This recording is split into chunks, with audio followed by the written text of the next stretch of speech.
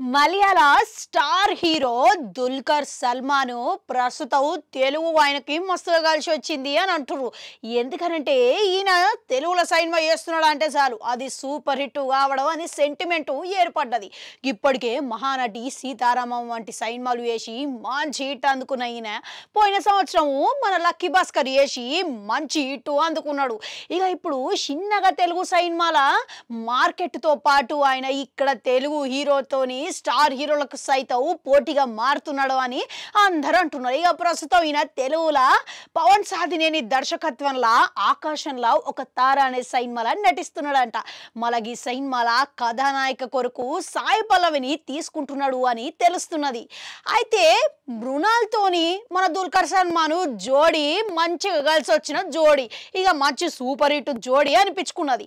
అయితే సీతారామల్లా కథనాలతో పాటుగా వీళ్ళిద్దరు జంట అందరినీ మెప్పించింది, అందరినీ ఆకర్షించింది. అందుకే వీళ్ళిద్దరు కలయికల మళ్ళా ఓ సినిమా చూడాలని అభిమానులు ఇట్లా కోరుకుంటున్నారంట.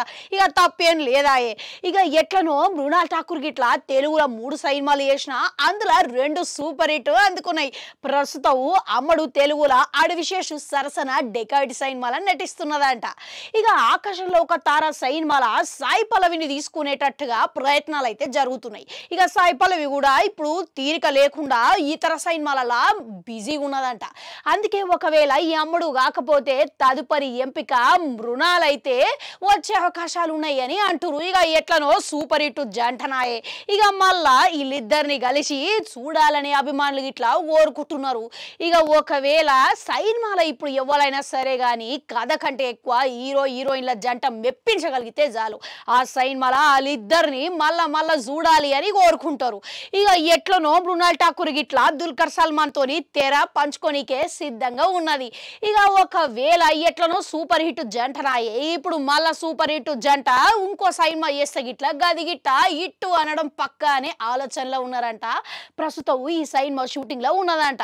ఇక సినిమా షూటింగ్ ఇట్లా చాలా గుట్టుగా గమ్మున చేసుకుంటున్నారని టాకిన పడుతున్నది. ఇక దాని వెనకాల కారణం ఏందో తెలియదు కానీ ఇంతకు మీరేమంటారు? ఇక ఈ సినిమాల సాయి పల్లవి దుల్కర్ పక్కన కనబడితే జరంతా కొత్త అనుభూతి చెందుతారంటారా, లేకుంటే మృణాలైతేనే ఇక మళ్ళా సూపర్ హిట్ అయ్యే అవకాశాలు ఉన్నాయంటారా?